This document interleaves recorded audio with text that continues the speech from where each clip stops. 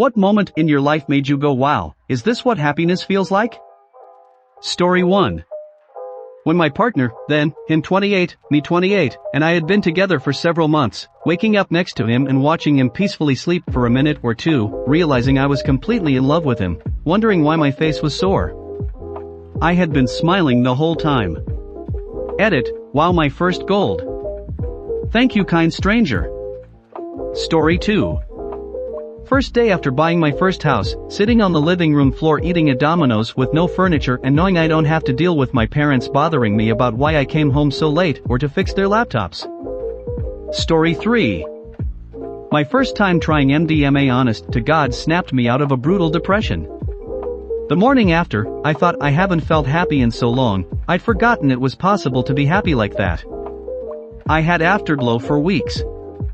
It got me on the right track to redeveloping a stronger and more fulfilling social circle. I got more curious about the world and less complacent, and I've been a much more inviting and helpful person. Recreational drug use isn't for everyone, and that's totally okay, but that one time trying MDMA was a huge part of how I turned everything around and got my life fixed. Story 4. I had just closed on my house the day before and we were moved in. My son was nearly 3 and my daughter a year and a half. They both wandered into our kitchen while I was making pancakes and helped me finish up. We sat in the dining room eating pancakes surrounded by boxes and I thought, wow, this is great. Story 5. After my wife and I had been married a couple of months, we'd gotten past the awkward getting to know each other phase. I woke up one morning and realized that for the first time in my life, I was truly happy. Story 6. A friend and I were in our early 20s, traveled to Ullapool, northern Scotland, surrounded by mountains. After a half day of travel from Northern Ireland, instead of getting settled and resting like normal people, we just kind of picked a mountain to climb. My friend was the type of guy that could have a real good existential chat given the right circumstances, and we had a lot of time to talk ahead of us. So we packed some water and headed through the town to a trailhead that would get us to Mealmore at the foothills of some of the mountains. From there we would go off the beaten path. The end of the trail felt like a climb in itself.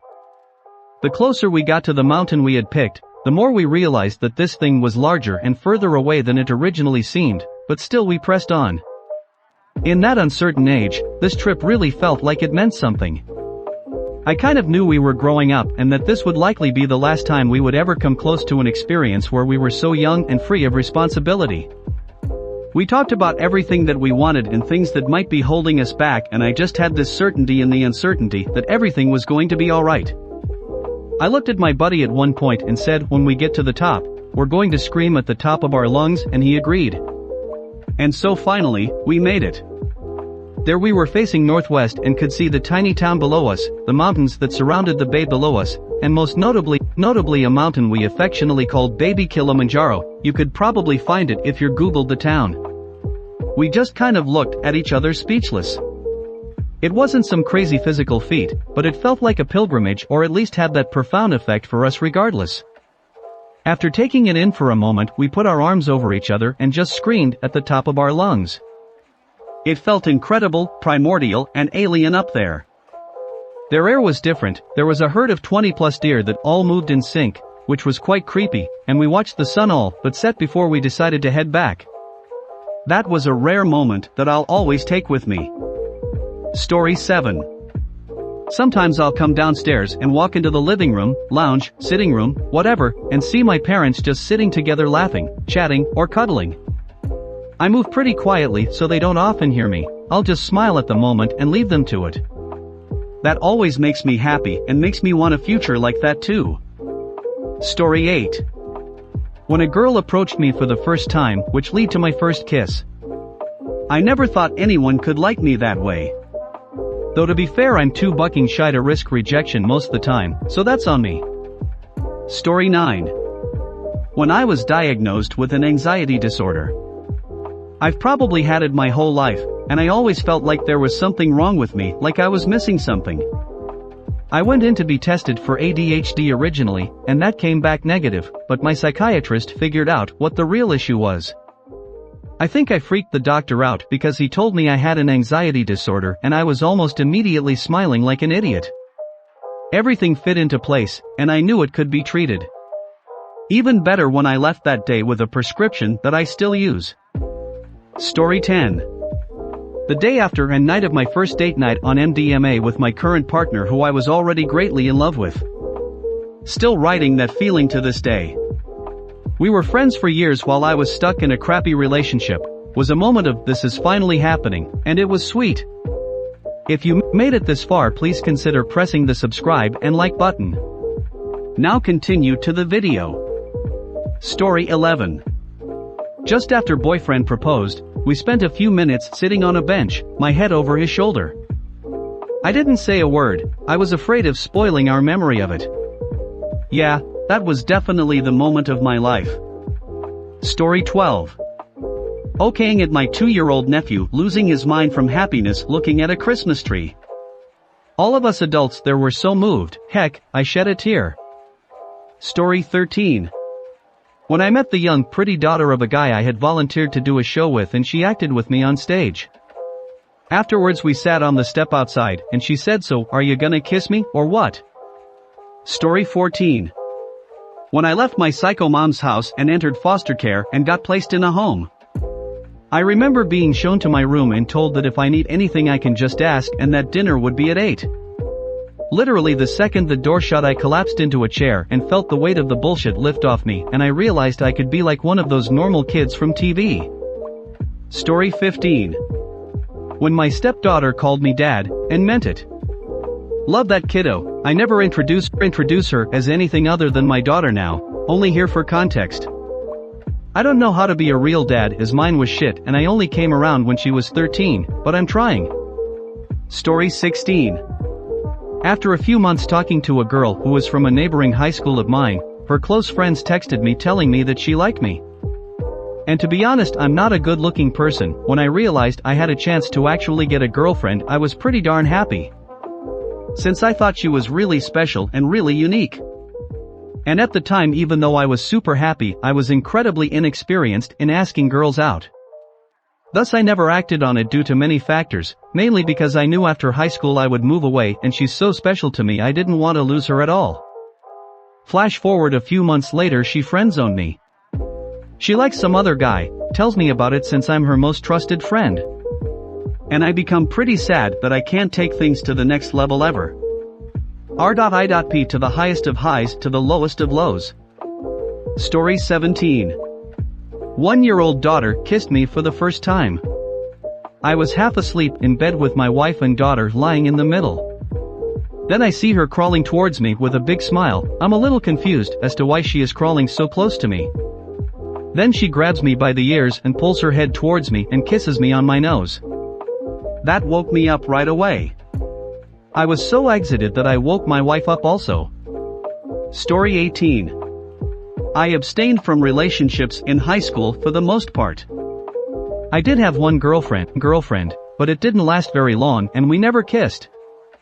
I didn't know who I was at the time, and I was also kind of an ugly duckling. I got considerably more attractive my senior year of high school and I had my first kiss the summer after I graduated, but that ended up being pretty disastrous. The day after I got out college for my freshman year was the day I completed a massive honors project where I had to create a lesson out of 3 chapters in my differential equations book.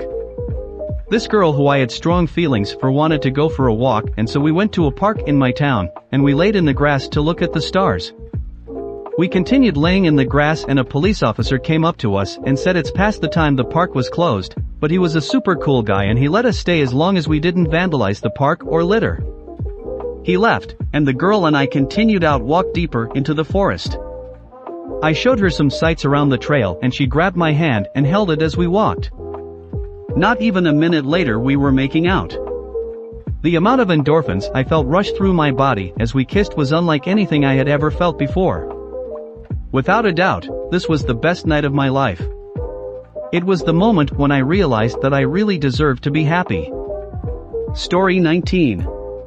All the sports I practice are very seasonal: skiing, firefighting competitions, and dancing. Each year, the first time on the real deal, be it snow for skiing, the grass for firefighting, or a proper, big ballroom and dancing, I become all kinds of hyper. Especially the first time skiing of a season is something magical, totally makes up for the half year's wait. Story 20. In bed with my boyfriend, drinking fresh coffee, watching our favorite quiz show, laughing at our wildly inaccurate answers, with nowhere to be but there, making noises at each other. My absolute happy place. When I visit home and see my nieces, they spot me, yell my name, and run at me for the biggest hugs, tell me I'm not allowed to leave, that they've missed me too much, and they love me. When my eminently 13-year-old nephew gives me an unprompted hug or hello, or tells me about something he's interested in or excited about, I know what an honor it is from him, and it makes my heart swell. The fact that I've got a lot of crap going on at the moment and I don't feel like I'm on the precipice of another deep dive into depression. It makes me realize that I must be pretty happy, generally, to be coping as well as I am. Story 21. I met a guy on Facebook and quite literally, accidentally fell in love.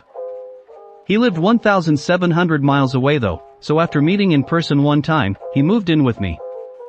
It was a huge risk and everyone said I was crazy.